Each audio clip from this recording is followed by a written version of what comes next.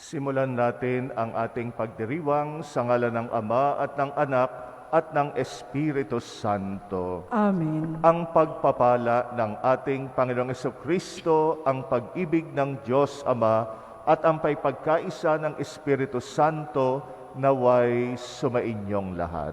At sumayo rin. Pinagdiriwang natin ngayon tayong nabibilang sa Archdiocese of Manila ang anibersaryo ng pagkakatalaga ng ating katedral, ang Palasyong Simbahan, ang Manila Cathedral.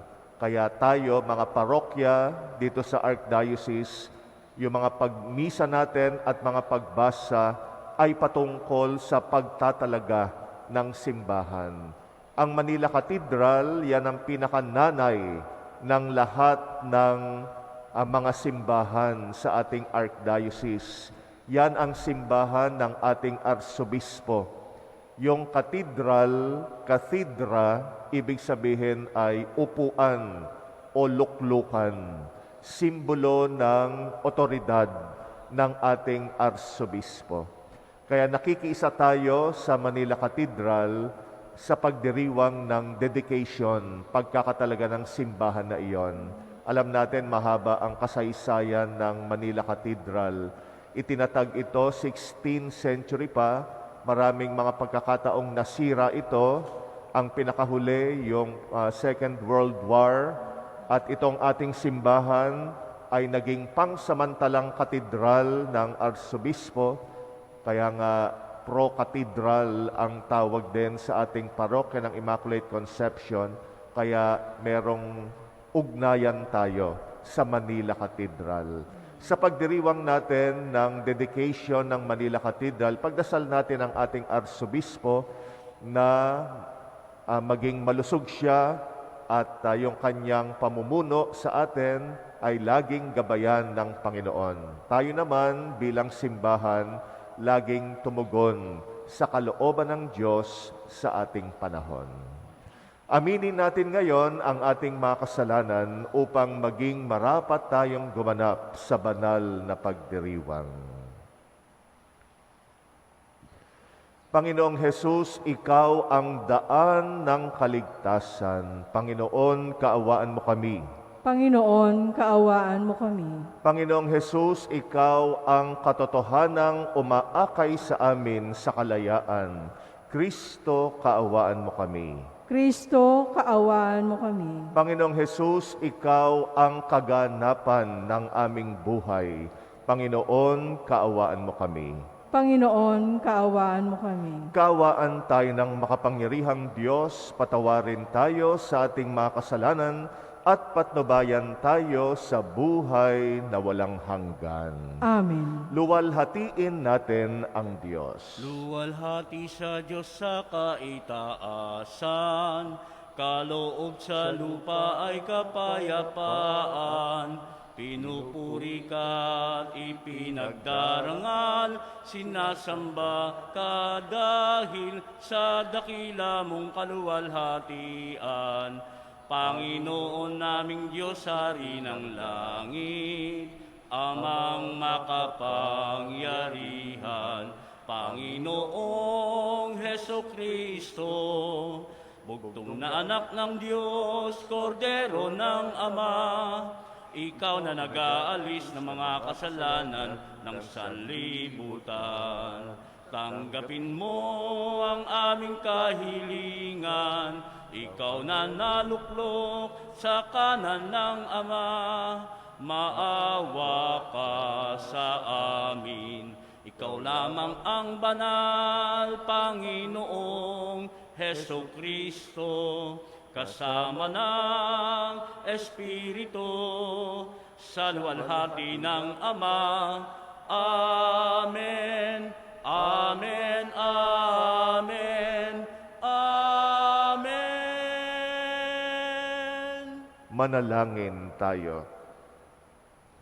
Ama naming makapangyarihan, mula sa mga buhay at piniling bato, Ikaw ay nagtayo ng dakila at walang maliw na tahanan mo. pag-ibayuhin mo ang paglukob ng Espiritu ng iyong kagandahang loob sa iyong sambayanan, upang kami lalong sumulong bilang iyong lungsod ng kapayapaan sa kalangitan. Sa pamagitan ni Jesucristo kasama ng Espiritu Santo, magpasawalang hanggan. Amen. Pagbasa sa unang aklat ng mga hari.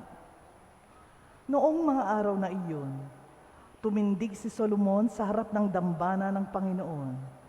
Itinaas niya ang mga kamay at nanalangin ng ganito: Panginoon, Diyos ng Israel, sa langit at lupa'y walang ibang Diyos na tulad mo. Tapat kayo sa inyong mga pangako, sa inyong mga alipin. Walang maliw ang pag-ibig na ipinadadama ninyo sa kanila, habang sila'y nananatiling tapat sa inyo. Maaari bang manirahan sa lupa ang Diyos, kung ang langit, ang kataas-taasang langit, ay di sapat na maging tahanan ninyo?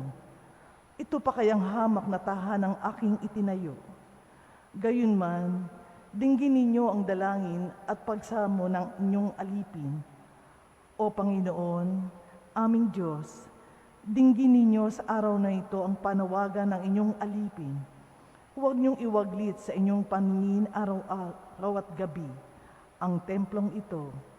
Yamang kayo ang may sabi na ang pangalan niyo'y mamamalagi rito. Sa gayon, maririnig ninyo ang bawat dalangin ng inyong alipin tuwing mananalangin sa pook na ito. Dinggin ninyo ang inyong alipin at ang inyong bayan tuwing kami mananalangin sa lugar na ito. Dinggin ninyo kami buhat sa inyong luklukan sa langit at patawarin ninyo kami. Ang salita ng Diyos. Salamat sa Diyos. Ang templo mo'y aking mahal, Diyos na makapangyarihan. Ang templo mo'y aking mahal, Diyos makapangyarihan. Nasasabik ang lingkod mong sa patio mo ay pumasok. Ang buo kong pagkatao'y umaawit na may lugod. Sa masayang pag-awit ko, pinupuri buhay na Diyos.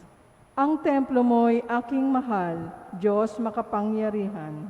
Panginoon, sa templo mo, mga maya'y nagpupugad, maging ibong layang-layang sa templo mo'y nagagalak. May inakay na kalinga sa tabi ng inyong altar. O Poon, Hari namin at Diyos na walang kupas. Ang templo mo'y aking mahal, Diyos makapangyarihan. Mapalad na masasabi, silang dooy tumatahan at palaging umaawit, nagpupuring walang hanggan.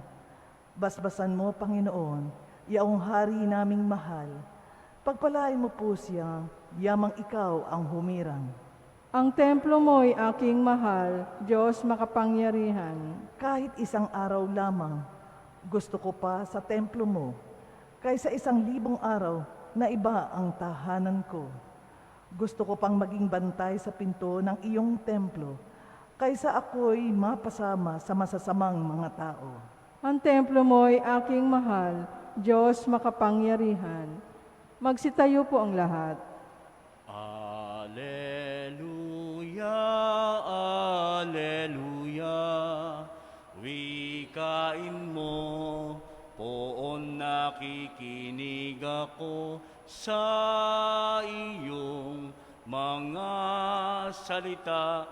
Alleluia, Alleluia, Alleluia. Sasa kanila ang templo, magiging Diyos nila ako. Sila'y magiging bayan ko. Alleluia, Alleluia. Wikain mo, Poon nakikinig ako sa iyong mga salita. Alleluia, Alleluia, Alleluia. Sumainyo ang Panginoon. At sumayo rin. Ang mabuting balita ng Panginoon ayon kay San Juan. Papuri sa iyo, Panginoon.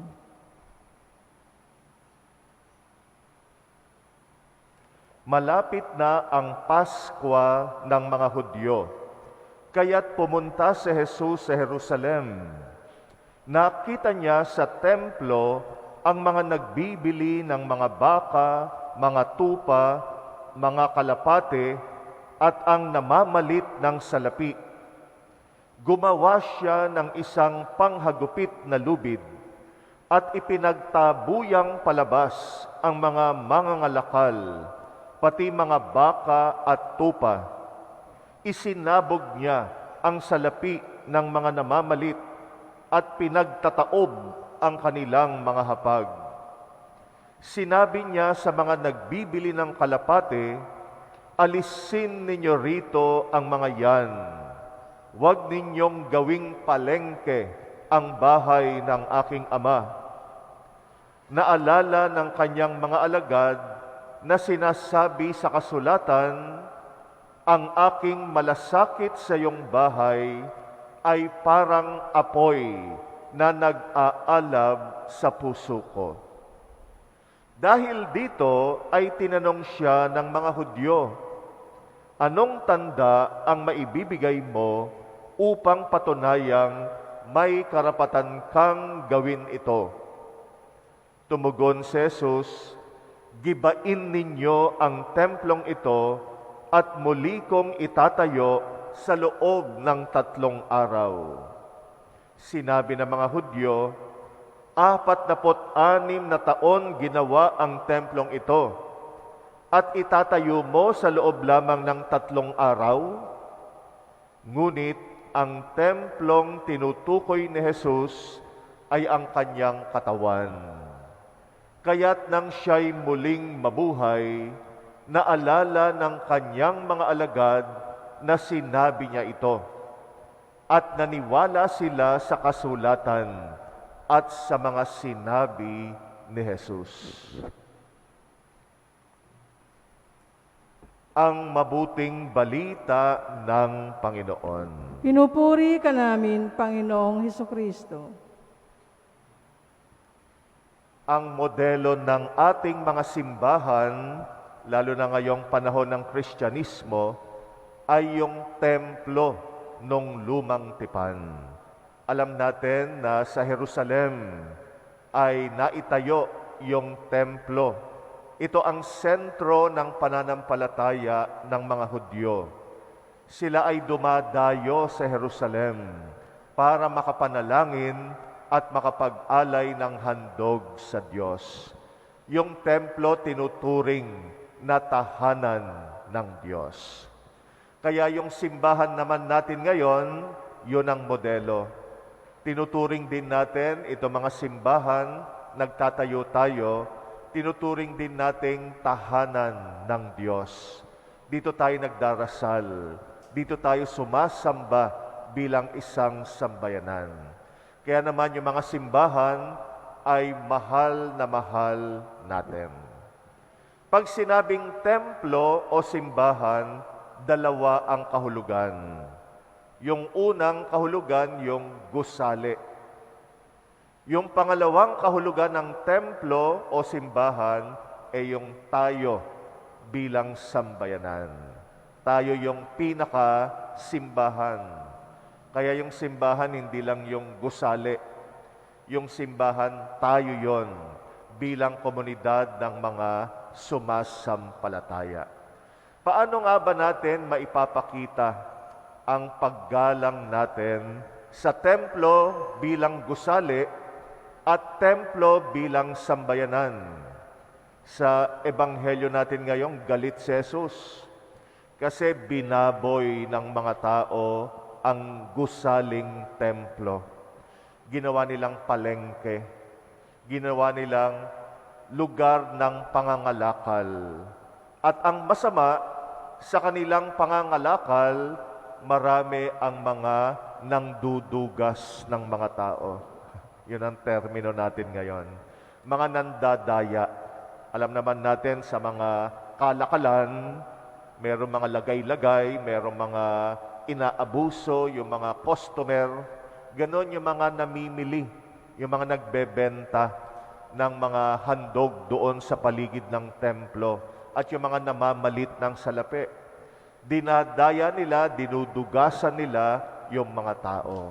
Yun ang pinaka-kinamuhian ng ating Panginoon. Bukod pa sa naging palengke ang kapaligiran ng templo. Kaya naman itinaboy niya. Sabi niya, huwag niyong gawing palengke, at sa ibang ebanghelyo nga, ang sabi, huwag niyong gawing pugad ng mga magnanakaw itong templo. Dahil ang templo ay tahanan ng Diyos. Ang templo ay lugar kung saan dapat tayo manalangin. Kaya ito'y magandang paalaala sa atin. Tayo rin, igalang natin ang gusaling templo at yung kapaligiran ng ating simbahan. Paano ba natin ito magagawa? Una, dito sa loob ng simbahan, unang-una na dyan yung kalinisan. Panatilihin natin ang kalinisan ng simbahan. Minsan may napapansin ako sa mga nagsisimba, pagkatapos ng misa, may mga naiiwan dyan na balat ng pagkain, bote ng tubig, na para bang naging basurahan yung loob ng simbahan. Maging conscious tayo, una sa kalinisan ng simbahan. Sabi nga, cleanliness is next to godliness. Yung pagiging malinis ay kasunod sa pagiging makadiyos. Kaya maging conscious tayo palagi. Pag pumapasok tayo ng simbahan, hindi ito karaniwang lugar. Hindi ito karaniwang gusali. At kahit nga yung karaniwang gusali, hindi rin tayo nagkakalat doon. Lalo na kapag simbahan. Kaya maging conscious tayo na naririto ang Panginoon. Kaya yung Blessed Sacrament nasa gitna natin. Pagka tatawid ka dyan sa gitna na yan, luluhod ka, magje-genuflect. Maraming mga Katoliko hindi na ginagawa yon. Yon ay magandang kaugalian bilang pagkilala at pagsamba sa Blessed Sacrament.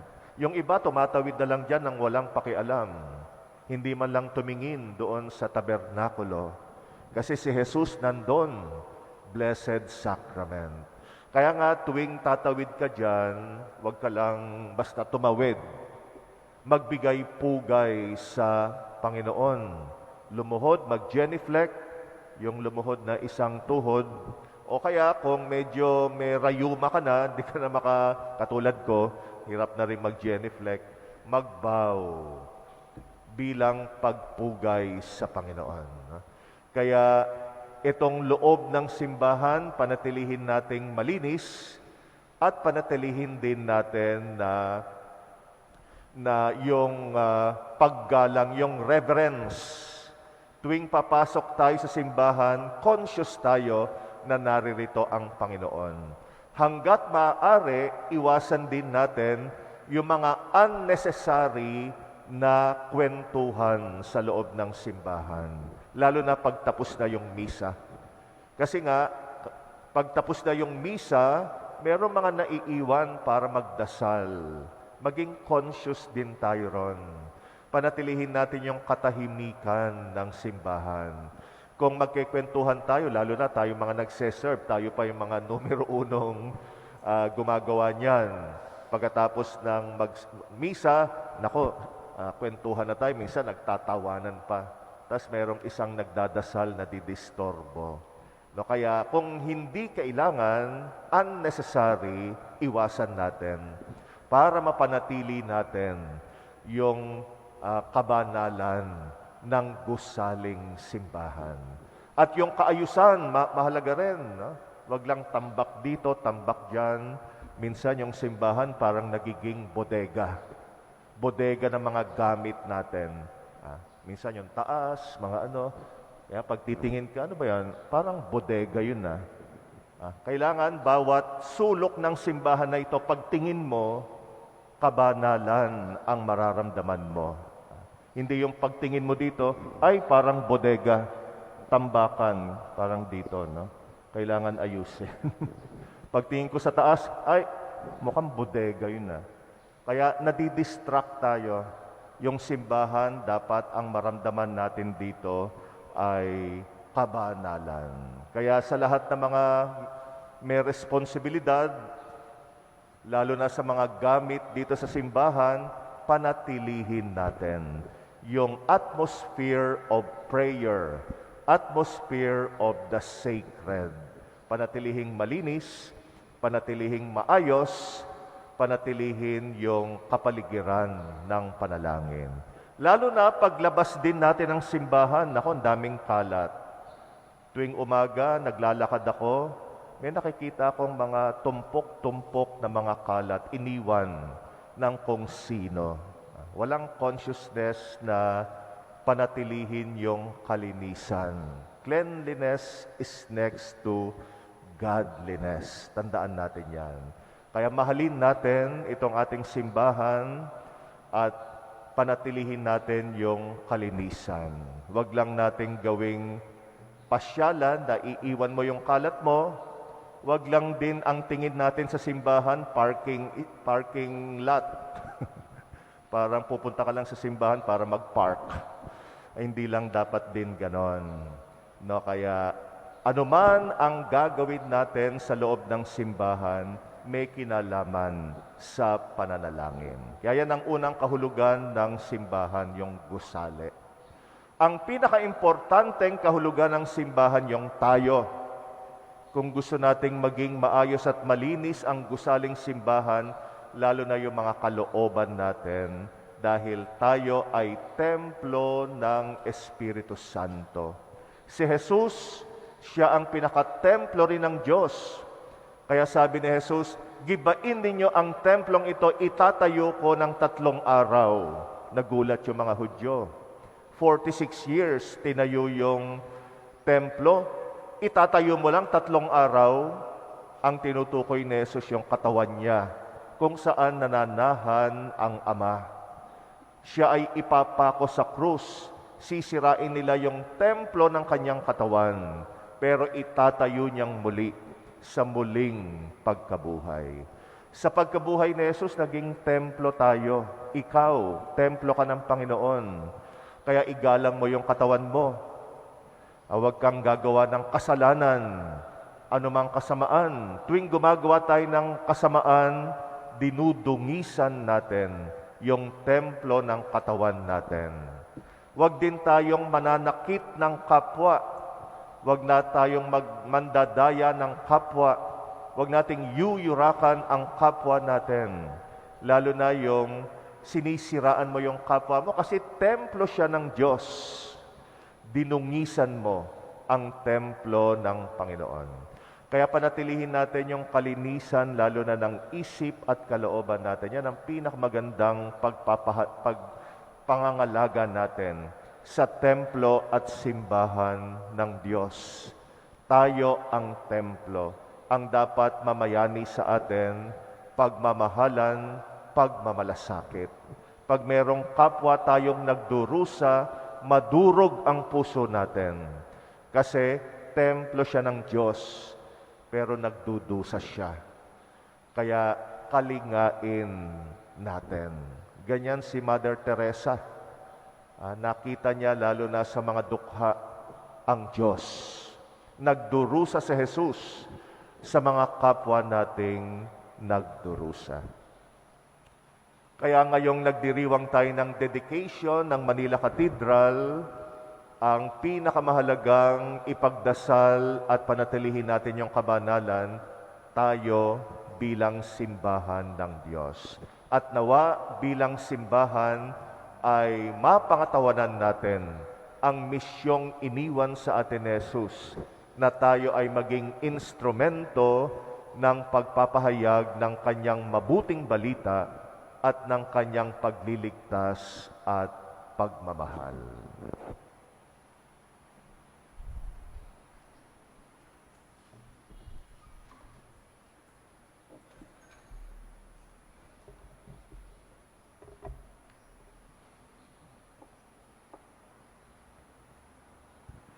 Sa ating pagdiriwang ng pag-aalay ng simbahan, lalo na ng Manila Cathedral, ilapit natin ang ating makahilingan sa Ama na tumawag sa atin upang maging buhay na templo ng Diyos. Ating itugon, Panginoon, kami ang iyong buhay na simbahan, pagpalain mo kami. Panginoon, kami ang iyong buhay na simbahan, pagpalain mo kami.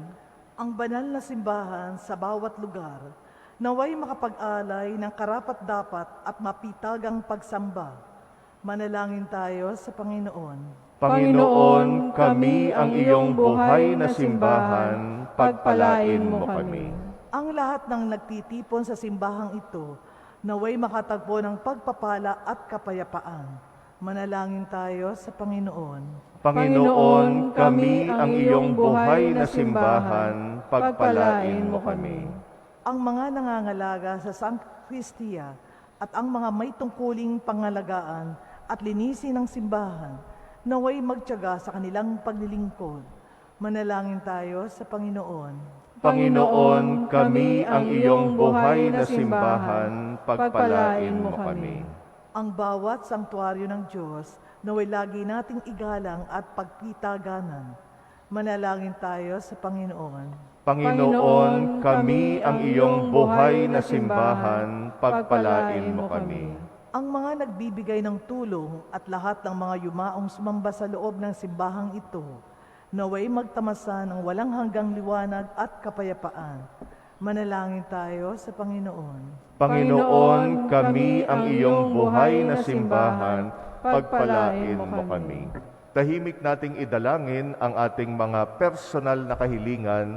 Alalahanin din natin ang mga kapatid nating humihiling ng ating dasal at lalo na yung mga nakakaligtaan nating ipagdasal. Tahimik natin itong ipanalangin.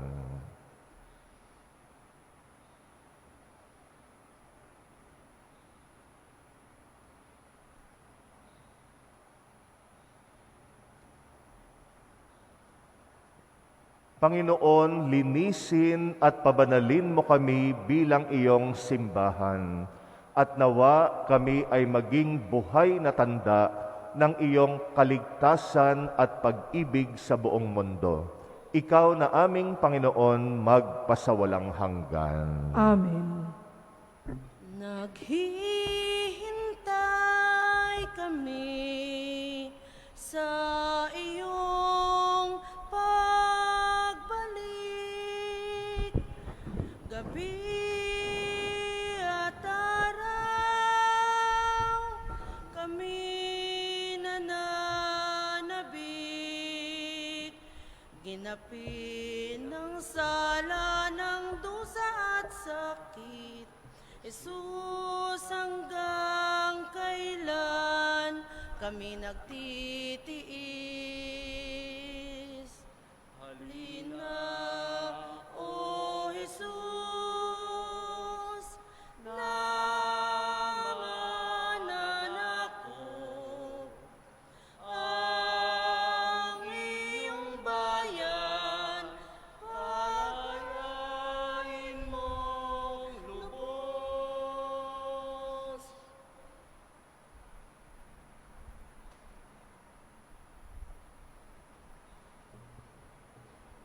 Manalangin kayo mga kapatid upang ang paghahain natin kalugdan ng Diyos amang makapangyarihan. Tanggapin nawa ng Panginoon itong paghahain sa iyong mga kamay, sa kapurihan niya at karangalan, sa ating kapakinabangan at sa buong sambayan niya niyang banal. Ama naming lumikha, tanggapin mo ang paghahaing ito at ipagkaloob mo sa mga nananalangin sa iyo ang lakas na dulot ng paikinabang sa mga iniaalay dito sa pamagitan ni Jesucristo kasama ng Espiritu Santo magpasawalang hanggan. Amen. Sumainyo ang Panginoon. At sumayo rin, Itaas sa Diyos ang inyong puso at diwa. itinaas na namin sa Panginoon. Pasalamatan natin ang Panginoong ating Diyos. Marapat na siya ay pasalamatan. Ama naming makapangyarihan, tunay ngang marapat na ikay aming pasalamatan.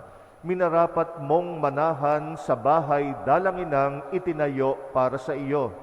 upang kami mahubog mo bilang tahanan ng iyong Espiritu na maipagkakapuri mo sa pagtataglay ng iyong sariling kariktan.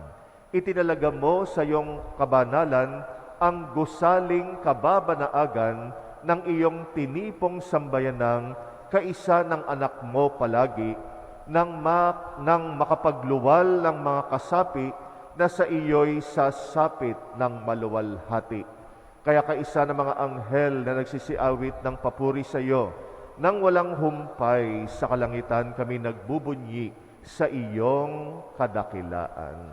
Santo, Santo, Santo, Panginoong Diyos na makapangyarihan, napupuno ang langit at lupa ng kaluwalhatian mo, o sana sa kaitaasan, pinagpalang na paririto sa ngalan ng Panginoon, o sana sa kaitaasan.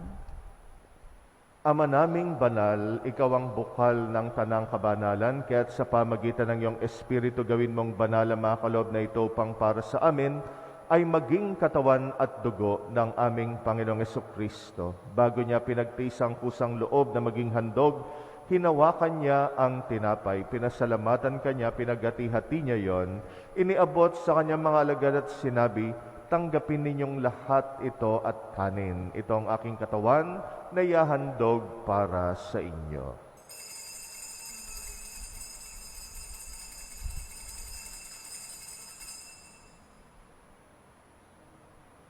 Gayon din naman nung matapos ang hapunan, hinawakan niya ang kalis, muli kanyang pinasalamatan, iniabot niyang kalis sa kanyang mga alagad at sinabi, tanggapin ninyong lahat ito at inumin, ito ang kalis ng aking dugo, ng bagot walang hanggang tipan, ang aking dugo na ibubuhos para sa inyo at para sa lahat, sa pagpapatawad ng mga kasalanan. Gawin ninyo ito sa pag-alala sa akin.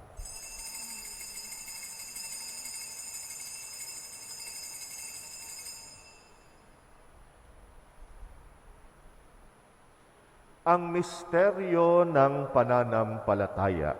Si Kristo'y namatay, si Kristo'y nabuhay, si Kristo'y babalik sa wakas ng panahon. Ama, ginagawa namin ngayon ang pag-alala sa pagkamatay at muling pagkabuhay ng iyong anak, kaya't inaalay namin sa iyong tinapay na nagbibigay buhay at ang kalis na nagkakaloob ng kaligtasan. Kami nagpapasalamat dahil kami yung minarapat tumayo sa harap mo para maglingkod sa iyo. Sinasamo namin kaming magsasalo sa katawan at dugo ni Kristo ay mabuklod sa pagkakaisa sa pamagitan ng Espiritu Santo. Amalingapin mong iyong simbahang laganap sa buong daigdig. Puspusin mo kami sa pag-ibig kaysa ni Francisco na aming Papa at ni Jose na aming Obispo at ng Tanang Kaparian. Alalahanin mo rin na mga kapatid naming nahimlay na may pag-asang sila'y muling mabubuhay, gayon din ang lahat ng mga pumanaw. Kaawaan mo sila at patuloyin sa iyong kaliwanagan. Kaawaan mo at pagindapatin kaming lahat makasalo sa iyong buhay na walang wakas, kaysa ng mahal na Birheng Maria na ina ng Diyos, ng kabiyak ng puso niyang si San Jose, kaysa ng mga apostol at ang lahat ng mga banal na namuhay dito sa daigdig ng kalugod-lugod sa iyo. May pagdiwang nawa namin ang pagpupuri sa ikrarangal mo sa pamagitan ng iyong anak na aming Panginoong Hesukristo. Sa pamamagitan ni Kristo, kasama niya at sa Kanya ang lahat ng parangal at papuri ay sa iyo, Diyos Amang makapangyarihan, kasama ng Espiritu Santo, magpasawalang hanggan. Amen, amen, amen, amen. Bilang mga anak ng ating Ama sa Langit, manalangin tayo sa Kanya, alinsunod sa turo sa atin ng Panginoong Hesus. Ama namin, sumasalangit ka, sambahin ang ngalan mo, mapasa amin ang kaharian mo, sundin ang loob mo. Dito sa lupa para ng sa langit.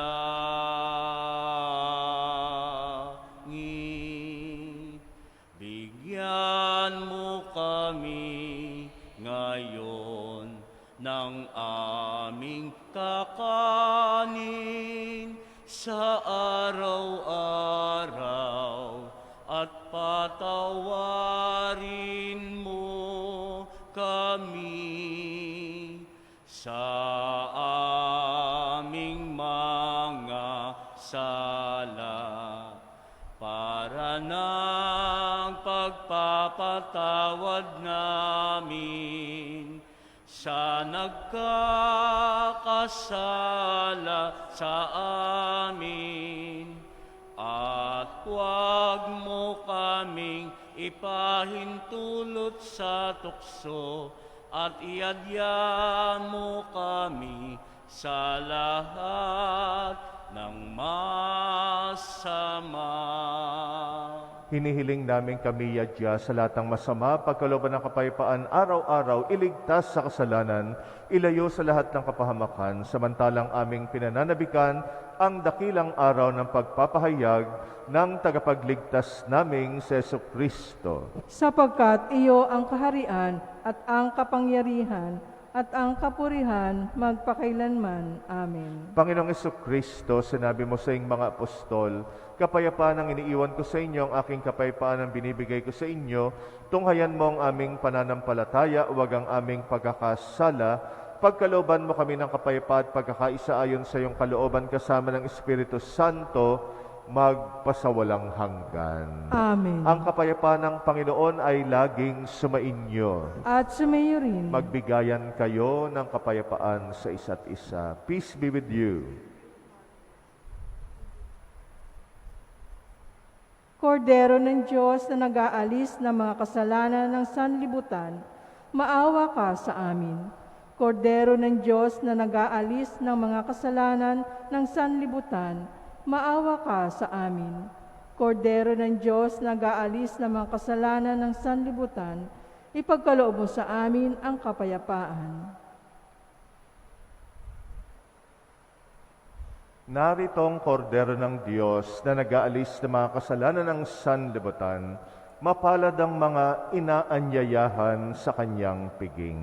Panginoon, hindi ako rapat-dapat na magpatuloy sa iyo, ngunit sa isang salita mo lamang ay gagaling na ako.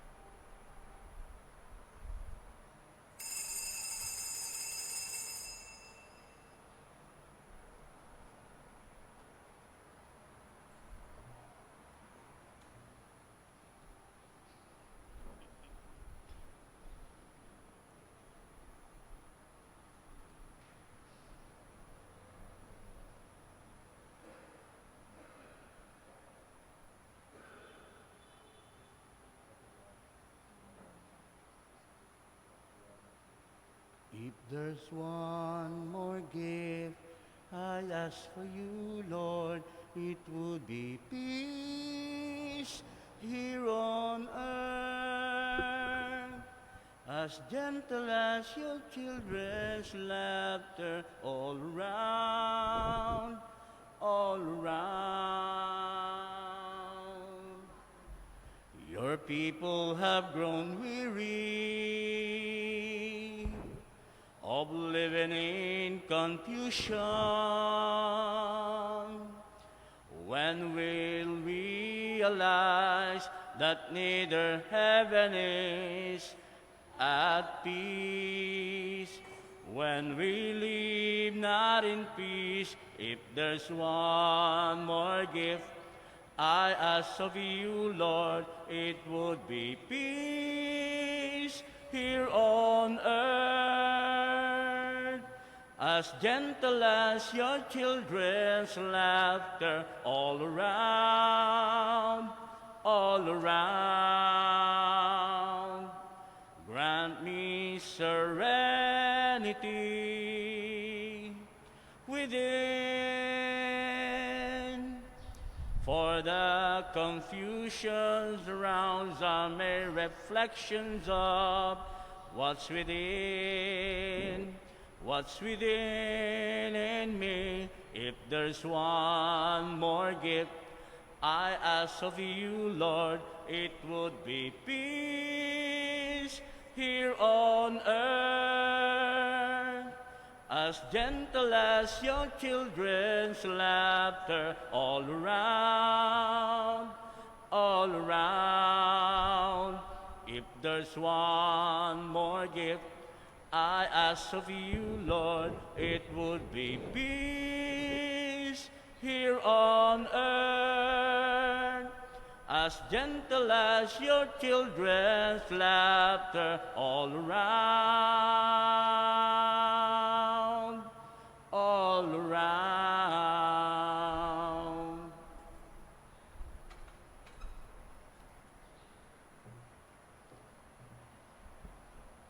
Manalangin tayo. Ama naming mapagmahal, niloob mong ang lunsod ng kapayapaan sa langit ay aming mabanaagan sa nakikita naming sambayanan mo sa lupang ibabaw. Ipagkaloob mong sa aming paikinabang, kami panahanan ng iyong kagandahang loob at ang tahanan ng iyong kadakilaan sa langit ay aming mapasok.